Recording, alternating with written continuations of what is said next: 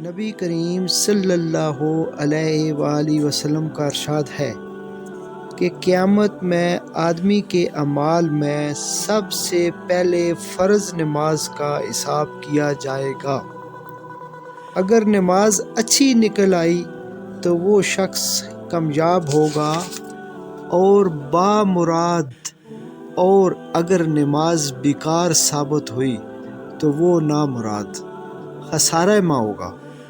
और अगर कुछ नमाज में कमी पाई गई तो इरशाद खुदाबंदी होगा कि देखो इस बंदा के पास कुछ नफली भी हैं जिनसे फ़र्ज़ों को पूरा कर दिया जाए। अगर निकल आएँ तो उनसे फ़र्ज़ों की तकमील कर दी जाएगी। इसके बाद फिर इसी तरह बाकी अमाल, रोज़ा, ज़कात वगैरह का हिसाब